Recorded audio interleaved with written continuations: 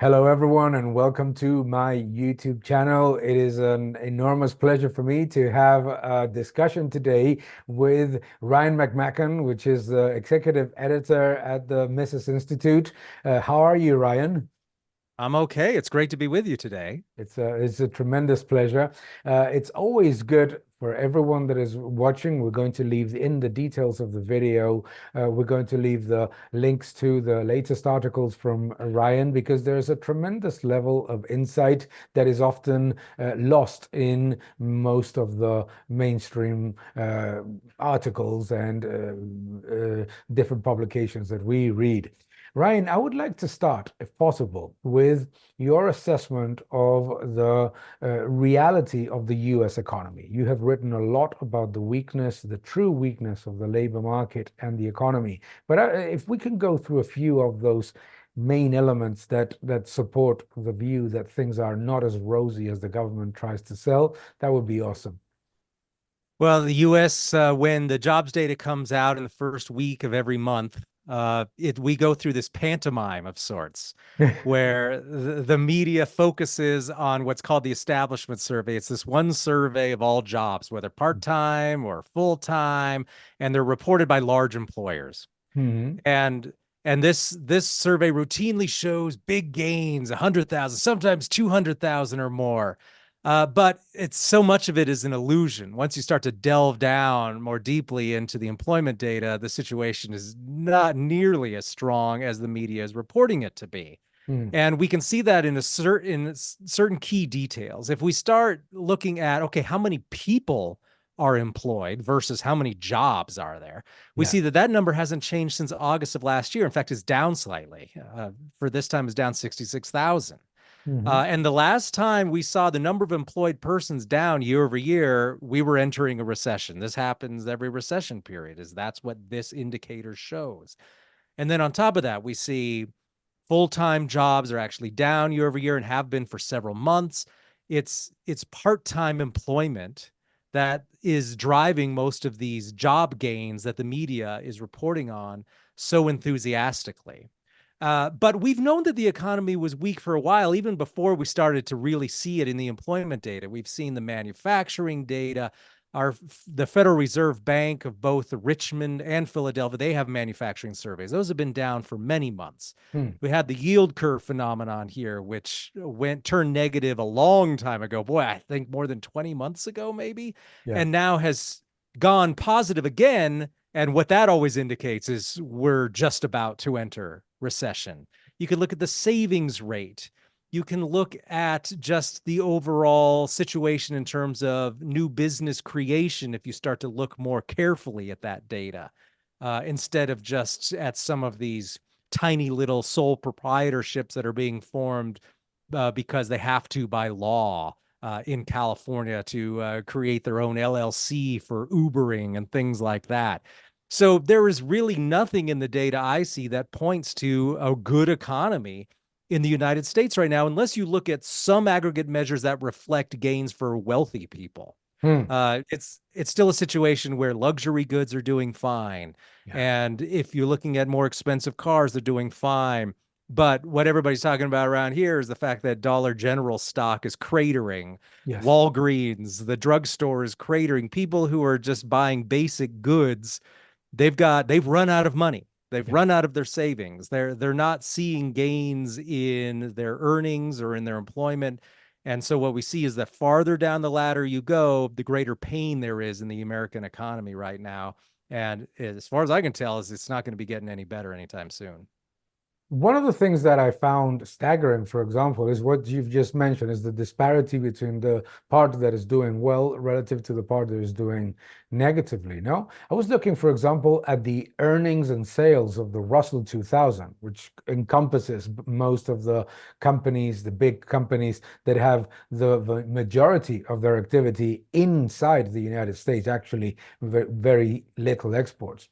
And it's been negative both on sales and in earnings in the last 4 years, in the period of the last 4 years. But it's also been negative in throughout the 10 sectors in 7 of those sectors. So it basically shows that companies that are actually doing business in America, not selling big technology products outside in China or in Japan, etc., are actually struggling with the sales growth and their earnings growth. It's something that is interesting, particularly when we get the narrative that it's corporations that are creating inflation, the evil corporations, no?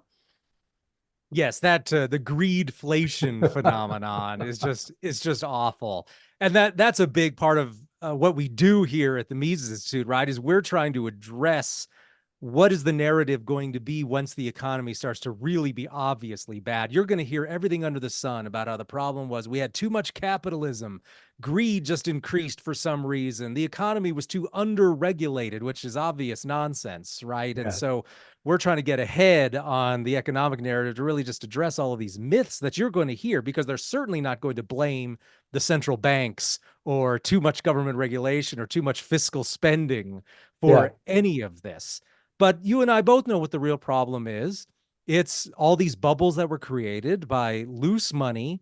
And the reason we're seeing the economy now slow down and we see cracks in the foundation is the fact that they backed off on money creation just a little bit. I Yes. wouldn't. We're not in a period of austerity or anything. It's just they stopped being full speed ahead on money creation, and now some of these bubbles are starting to pop, and that's what we're seeing at work right now. But still, you'll even see from a lot of these people in financial Twitter and the people who just comment on this stuff in general, they're still talking about the policy error that the Fed might make. That is, and Yeah. what they mean usually, right, is the Fed stayed too high for too long. Too long. And that's the problem. That's the reason the economy isn't robust. The real policy error, of course, occurred 15 years ago or more, when they just started flooding the economy with bailouts and quantitative easing that never stopped, really. Mm. They started to back off a little bit in 2019, and that's when we saw a recession coming in 2020, even before COVID, maybe 2021. But then COVID arrived, they printed up $5 or $6 trillion, and then everything looked great for a while. But all they did was blow up a new series of bubbles. So now that's why we're looking at some serious problems now, because unless you continue with just massive amounts of money creation forever, which will of course create price inflation, you're going to end up with a recession. And so your choice is really between ongoing massive either asset or consumer price inflation, or letting these bubbles pop, and then you get a recession. So the Fed's really backed into a corner here, and it's progressing as we would expect. But who knows what terrible thing they might do next.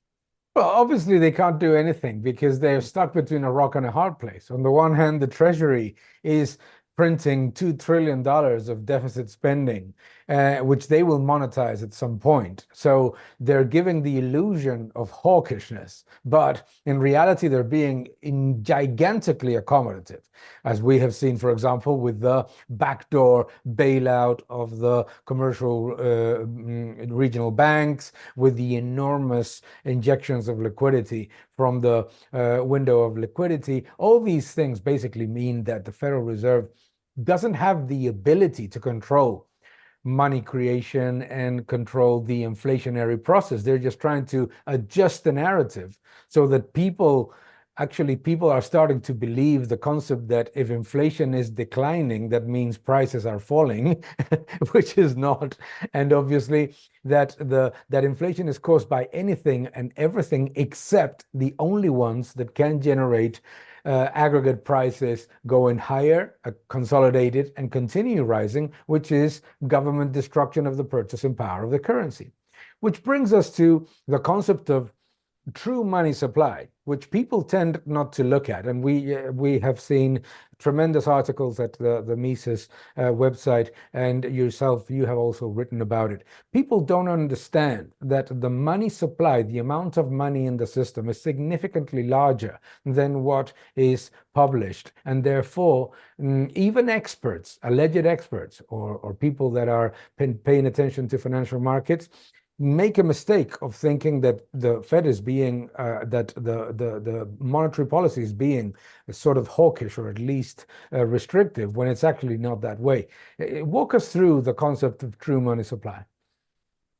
Well, the true money supply that we publish pretty much monthly updates on what that is doing. It's a more sensitive measure of money supply than M2, I think is one way I would describe it, that you just see you start to see it go up or down in a way that M2 doesn't reflect. So it's easier to identify patterns. And Mm. this was created by Murray Rothbard and Joseph Salerno, two economists associated here with us at the Mises Institute.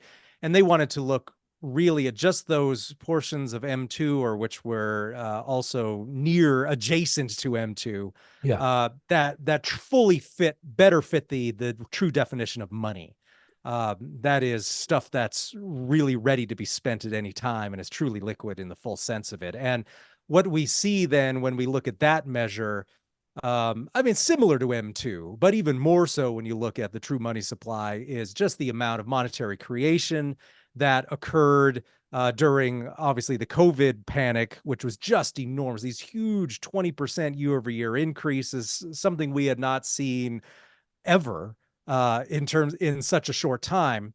And then we weren't shocked, though, to see what eventually came when you started to get significant year over year declines. yeah, So obviously it had to back off that at some point. So we started to see that in 2023 and 2024. And lo and behold, the economic situation started to get worse. I think for the larger time periods, serious concerns that are about the severity of a recession that we might get because the declines in the money supply that you saw for that period were the worst we'd seen since the Great Depression, really, in terms of it just really plummeting from those incredible highs in new yeah, money creation that it had. However, as you note, we're already now back to a situation where the money supply is going up again. yeah, And so we never at any point got back to the old trend line where all of those new trillions of dollars actually disappeared. So mm, there's no real hawkish there. They never really remember the word they always used to use after 2009. We're going to unwind all yeah, of this new money that's being created. We're going to unwind all of these asset purchases, all that sort of stuff. They never did that. Yeah, there was a period of significant decline in 2023 and early 2024, but that's already over. yeah. And the money supply is already growing again at levels above the old trend. So it's that huge bubble in money creation, it didn't go away, and they're back to adding to it again. So Yeah. that's where we are with the money supply. One thing that is interesting here is that although governments and political parties are trying to blame inflation on anything except themselves and the central banks, that is not actually sticking with voters. We are seeing, at least certainly in Europe and probably in the United States in the elections, that citizens do react negatively to governments on inflation. Despite those governments in Europe, they're blaming supermarkets and they're blaming anyone just to try to present themselves as the solution to the problems they create. But I find it at least reassuring that more and more people globally say, I'm not buying this. I'm not buying this. If anything, the supermarket is trying to sell me things at the lowest possible price. It is you, government, that is making inflation rise. Isn't that encouraging, or do you think that there's still, some momentum in the narrative of greedflation and all these things? Well, of course, I think it depends on who you talk to. Yeah, But I mean, it's so obvious to so many people that there was just so much money creation during the COVID period. I mean, people just, they can look and see nobody was working. They were receiving these huge checks in the mail from the federal government. Where did that money come from? They exactly. have, right? They have some sense of how odd that was, and trying to blame it all on Putin's price hikes, or years later still blaming it on say China's ports or something Yeah. like that. Yeah, that Supply doesn't chain wash. disruptions, no? Yeah, right. That they're just there, and they continue to say that they still Yeah, haven't given up. And yeah, yeah, they're not going to admit that it's money creation, but I think a lot of people have figured that out. I suppose if you're a true believer, supporter of the current administration, maybe you'll never admit that is money creation. Or a lot of Americans still don't even know that there's a central bank or how it works and how that functions. So a lot of people still are in the dark, but I think that the people who have figured it out, there's a substantial number of them, and I do think it is affecting the political situation for sure. The question is how much and will it be enough to really change things? I Yeah. think it did. People did catch on in the late 70s. They figured out that all this easy money policy of the 70s, where they tried to have a soft landing under the Burns Fed, they thought, oh, we don't need to hike rates. We'll just do a soft landing here in the middle of the 70s. And of course, all that did was push more inflation into the early 80s. They finally figured out you had to do something about that, and most people were fine with it. By the mid 80s, there was the narrative around, okay, you got to slay this inflation dragon, and their only way to do that is to really finally stop the low interest rates, the forced low interest rates, and let a recession happen, pop all those old bubbles. But that was a long time ago. Yeah. A lot of people have forgotten. And as some people have pointed out, you could be a 35-year-old guy working in the finance industry, and nowhere in your career did interest rates ever go up. Exactly. Nowhere in your career did you face a recession where the government didn't just come in and bail everybody out. So it is hard to guess how people will react to the current situation, but certainly some people have figured it out. You have two generations of traders that have seen nothing but easing, nothing else. Yeah. So I see it at work a lot of times that we discuss what is going to happen, etc., and they cannot see any other option but rate cuts followed by quantitative easing. And they're probably right for a very simple reason is that the accumulation of debt is so enormous. And we have seen in a period in which the central bank sold the narrative of hawkishness, the Treasury was not even paying attention. The entire burden of the alleged normalization of policy fell on families and small businesses. Large corporations and the government didn't even pay attention to that. And obviously, the government has been increasing actually to a 2 trillion deficit per annum in a allegedly growth economy with strong record tax revenues.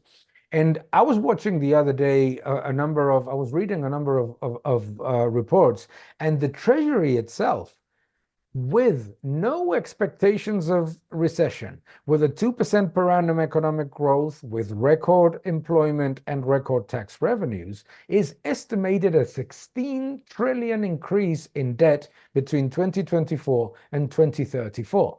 So that's obviously going to be putting a lot more pressure on the Federal Reserve to print and to aggressively inflate the economy, no? Right. The federal government on its fiscal side is it's backed into a corner as well, Yeah. in the sense that the Fed's also backed in a corner over the inflation issue. But the federal government, they face these humongous deficits. Yes. And the question is, how do we keep the interest rates from going up as we issue another 10, 12 trillion dollars in debt over the next several years? And the only way, of course, you can really do that is to supplement market demand with central bank purchases. Yeah. And so then so that's another pressure on the Fed, right? We can talk about, okay, they're pressured to keep inflation down. They're also pressured to keep the easy money flowing for Wall Street, but they're also pressured to keep generating demand for government debt to deal with all of these huge deficits. Because if the Fed doesn't come in and make these purchases, then the interest rates on treasuries are going to go right. Instead of looking at 1.5%, just 3% would immensely increase the amount of debt service that the federal government, the Treasury, is going to have to pay on all of this debt. And just imagine 4%, something like that, which historically is no big deal. Exactly. But but under current situation is a huge deal.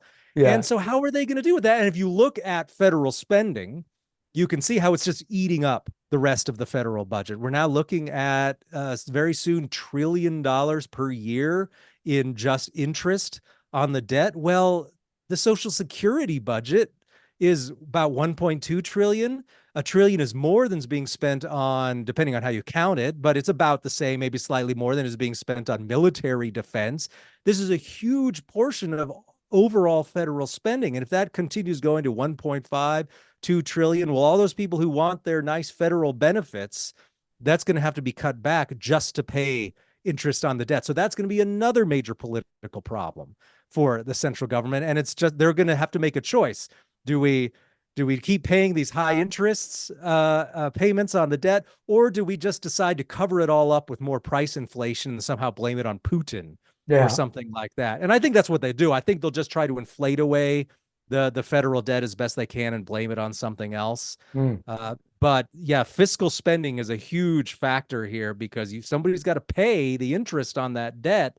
And unless you can keep interest rates at 1% or lower, those bills get huge real fast. And then eventually you end up with a sovereign debt crisis. I don't think that's in the near future, but that's certainly the path the US is headed toward. Yes, because I read from, Keynesian economists that, oh, come on, you should not worry about debt, really, because the government has unlimited taxation and printing abilities. Well, it doesn't have unlimited ability to tax and to print. It has a fiscal limit, it has an economic limit, and it has an inflation limit. So it is completely not true. And the idea that debt doesn't matter as long as the interest expense is manageable is also a fallacy, because you go to Japan, where they pay exceedingly low levels of interest expenses for the interest rates for the public debt, because they regurgitate it inside the economy, their pension funds, etc. And the government is already spending 25% of the budget on interest expense despite exceedingly low interest rates. So what people don't understand is that you're either going to get elevated inflation and persistent inflation, i.e., impoverishment of the population, or impoverishment of the population by stagnation, no? Well, in Japan is still something that people who don't really understand the situation still point to Japan and say, oh, look, they had all these ultra low interest rates for all these years and everything's great. Everything's Yeah, fine in Japan. They they don't haven't been to understand. Japan. Yeah, the standard of living continues to decline. People work longer and longer hours just to maintain the standard of living they could have maintained 20 years ago for fewer hours. And then all these huge payments that go to, of course, debt service. And then on top of that, just the fact that the yen is basically in the service of it can do nothing without considering the effect on the dollar, right? They have no real freedom for their own currency because of this situation. And all of this boxes in the Japanese economy. And so, no, you cannot say things are fine in Japan. Things do manifest themselves differently in different ways. And the fact that the Japanese save so much helps. But we look at where the Japanese economy is in terms of per capita GDP and where it's headed. And it continues to fall down in the rankings of OECD countries, and and the wealth of the world is continually not flowing to Japan like it would Yeah. have before its 90s depressionary um, cycle that began, and which has never really gone away. Mm-hmm. So I would not recommend using Japan as a great success story for printing endless amounts of money, although some people certainly do that. Oh, they do, but that I come back to the point, because they've never been to Japan and they don't understand the enormous implications on a social level of the decline in population, older population as well, and the decline in standards of living that is pretty evident. So it's this basically slow roast approach. When they say that nothing has happened, is they say, oh, it happens, but you're not going to notice it as much as you would imagine. And that's basically what they're saying when they say that the government has unlimited power. They say you're going to be poorer, but we will find a way to blame it on somebody else. Which brings me to the point of the solutions, because right now we're hearing that there are two basically approaches to this problem. Number one is, oh, don't worry, we're going to spend a lot more, but it's going to create enormous efficiencies and fiscal multipliers, and therefore it will pay for itself. Number two is that it's going to come from higher levels of growth, but none come from reduction in expenditures. And people don't seem to understand that there is no way in which you solve this problem unless you cut spending. Yeah, and that continues to be a concern of mine in this election cycle Mm. because nobody's talking about cutting spending. Yeah. You've got, of course, one candidate, right? Harris, it's just all spending all the time, and that's going to be fine. Mm. And we'll raise taxes a little bit too. Don't worry about it. We've got everything under control.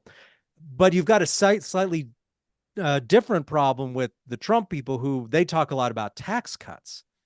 So all they're talking about now is let's cut some taxes, but not change spending in any way. So all that does is then switch the burden from the taxpayers to the people who hold dollars Yes. and fixed income people and people who are more susceptible to inflation, because tax cuts without spending cuts just means more price inflation.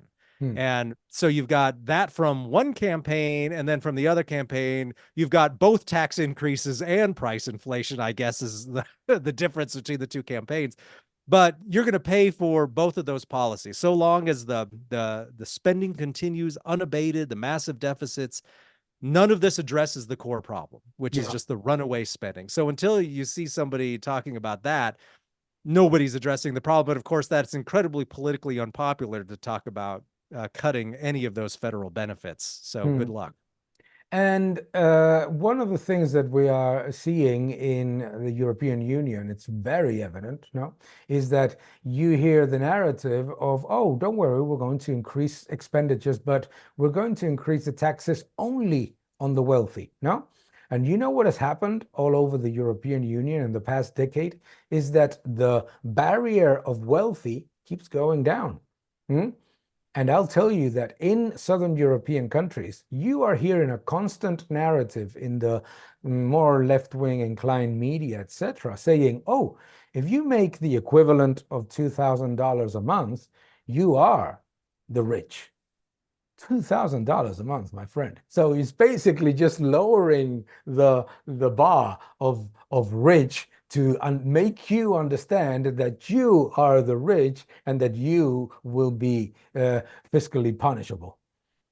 Well, that happens in America too. The when the income tax was introduced in the United States in 1913, it was a millionaire's tax, and that's Yeah, how it was sold. yeah, It'll just apply to millionaires. You'll never pay it. And of course, now virtually all Americans pay income taxes. At least they pay taxes on income through the payroll taxes. That's for sure. mm, And then we've had this talk here about the unrealized gains tax, right? yeah, And taxes on wealth. And they're selling that as, oh, this will only be applied to the ultra wealthy. The other factor, though, in that is you never know when you might find yourself as a wealthy person. The way the US tax code is written is it's written in dollar amounts. mm, So if you make X number of dollars, well, then you're in this tax bracket. And if yeah, you make that X number of dollars, you're in that lower tax bracket. But of course, thanks to inflation, your income may need to go up a lot just to keep pace with rising prices. So now your income's gone up significantly, even though your real income and real wealth hasn't improved at all. Now suddenly you're in a higher tax bracket because mm, your dollar amount in nominal terms has pushed you into a higher tax bracket as defined by the tax code. mm, So not only was it always nonsense that there's only going to be a millionaire's tax, but as wages and salaries all march higher just to keep up with inflation, you're marching up into higher tax brackets, and now you're wealthy mm, because you make 100 grand a year, something like that. So yeah, mm. it's just as much a problem here, that's for sure.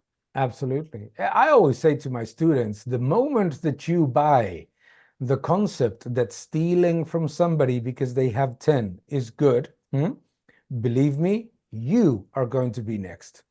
The moment that you accept that stealing from somebody, I mean, unrealized capital gains tax, which by the way exists in some European countries, what has led to is a flood of money out of the European Union to invest elsewhere. Huh? It's just so ridiculous to think that the concept of an unrealized capital gain is something even morally acceptable. No, it's like ridiculous. No, in every sense, in and purpose. But to even think that that is going to balance the budget, that is literally believing in science fiction.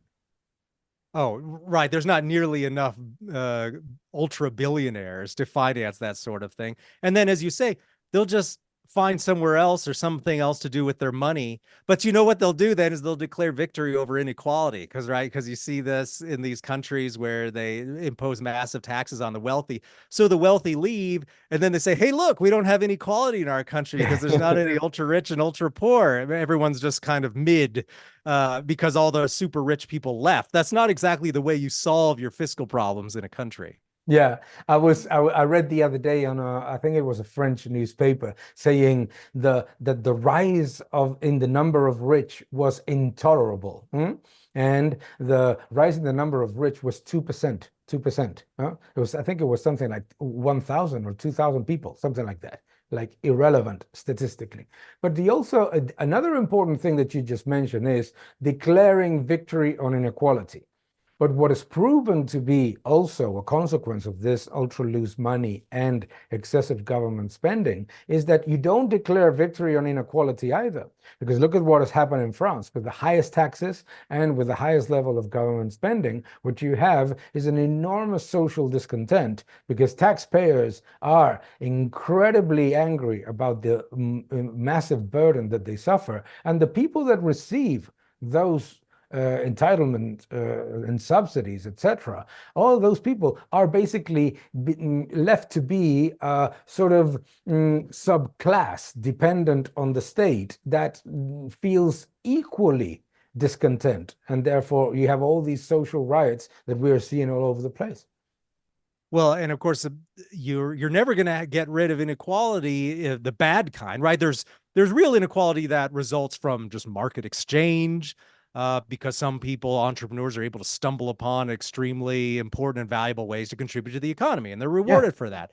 But most of the growth we're seeing in inequality these days, at least in America, is due to the central bank.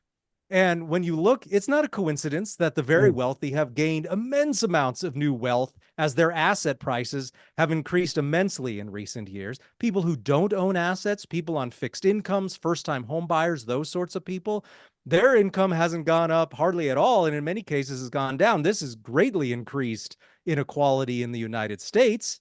Uh, but that's not driven by just the market working itself out. That's certainly not the free market. This is central bank meddling that has produced this new wave of inequality. Yeah. And so, of course, we have to make that distinction there. And we can definitely point to massive amounts of money creation as a big cause of that type of inequality. And I find it interesting when that Ben Bernanke used to say, well, inequality may be rising because of central bank policy, but the central bank only implements monetary policy. That is for fiscal policy to solve. You see? Huh? So this is what I always say to people. Now you should understand why the really ultra wealthy all defend socialist policies, because the first recipients of money are exceedingly rewarded, and the last recipients of money, which is us, the people with real that depend on a wage and that have deposit savings, whatever, those are the ones that are punished. So in essence, this enormous allegedly social policy, both on the monetary and on the fiscal side, is actually something that the ultra wealthy are very happy to pay a little bit more taxes, because it's like paying a tribute to not allowing anybody to jump to the podium. Right. This is a fundamental fact about monetary driven inflation is the fact that it doesn't happen everywhere all at once. Yeah. And if it did, what would be the point of it? Just all the prices would go up the exact same percentage everywhere. That wouldn't benefit the government. And that's the whole reason the monetary inflation exists, is it benefits the regime in a variety of ways and why they Mm. do it. And then as that money enters the economy, it benefits first the regime and then people very close to it, the bond dealers, those sorts of people who benefit immensely. And those people tend to be at the top of the income pyramid. It's the people at the bottom who their wages catch up at the very end of the process after they've been paying the new higher prices for months or maybe even years. And those are the people who pay most. So yes, let's always be always be aware that there are winners and losers with inflationary monetary policy, and some people benefit a lot and some people only get hurt. So now, just to when you look at possible risks and solutions. Um, do you think that if this continues, there can be a risk for the US dollar to lose its reserve currency status? And do you think that ultimately somebody will figure out a way of dethroning the US dollar through monetary sanity or through either independent currencies? I don't know. In the short term, it's very hard to say. I think the dollar is safe for the I short agree. term. I think we need to wait and see what is the reaction to the next crisis, recession. Does does the US just give up and just start trying to inflate its way out of all of these problems?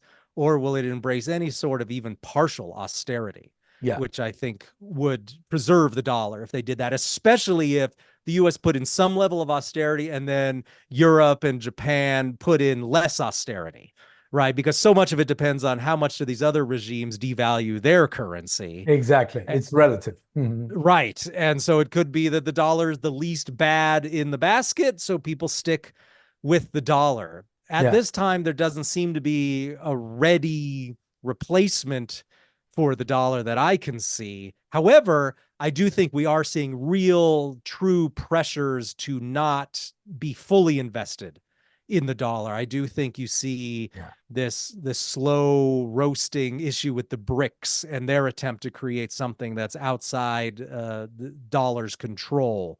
Hmm. And that's going to take a while to set up. That's not something that's going to change significantly things tomorrow. But I think you see the international thirst for doing something where can we create some sort of global financial system that doesn't require the approval of the US regime and the involvement of the dollar. You can see this in the fact that other countries starting to trade in currencies other than the dollar. You can see that too much has been made of the fact that Saudi Arabia is now dealing in currencies other than the dollar. But nevertheless, I think that reflects the overall slow trend away from the dollar. So I think it makes the dollar weaker.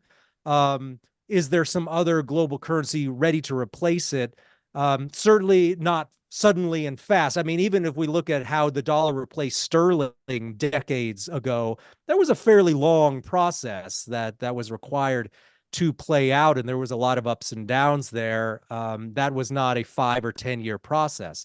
So Hmm. we could be seeing that process unfold now, where we're starting to move away from the dollar. But a lot of just the standard narratives don't convince, like the yuan will replace the dollar soon or something like that. I just don't think Yeah. that's likely at all. But I could see how if you just had a basket of, okay, what currencies do we want our central bank to be in or our commercial banks to be in? I think the dollar will probably decline Hmm.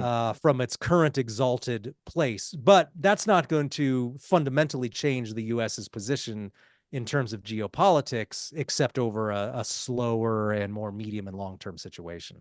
No, I completely agree. Currently, there's no alternative because it's not just that the other currencies, fiat currencies, are implementing the same policies of the Federal Reserve almost in unison. So why the hell would you want to exchange US dollars for euros or for yen when you can't, with yen you can't, but with the euro you could.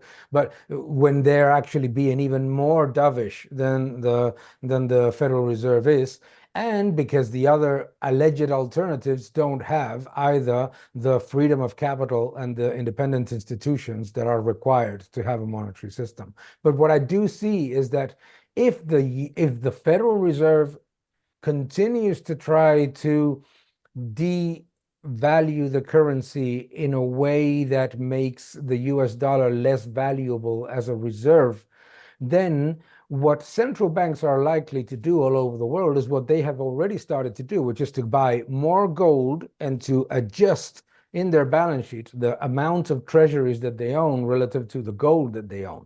And that is a very dangerous thing for the, let's say, there is no risk to eternal debt and eternal increases in deficit coming from, let's say, the more left-wing side or the MMT side, no? Right. That could result in a meaningful decline in the demand for US treasuries. And then that does speed up the timetable for sovereign debt crisis for the Absolutely. United States. So, yeah, the constraints are real. We can't pretend that it's not there. And if this phenomenon continues, as you note, that'll just make everything, all the cracks in the system appear all the more sooner. Absolutely, absolutely. Well, we've taken quite a bit of time, so I'm not going to take any more of your time, which has been fantastic. I enjoyed it immensely, and it's been really, really interesting. So what I would ask you, if you're so kind, is to join us again in a couple of months, and we'll continue discussing. Thank you so much, Ryan. It's been riveting. Thank you so much for It's your my pleasure. Thank you. Thank you for watching this video. Please subscribe to my channel, like my videos, leave your comments below, and keep defending freedom. Thank you very much.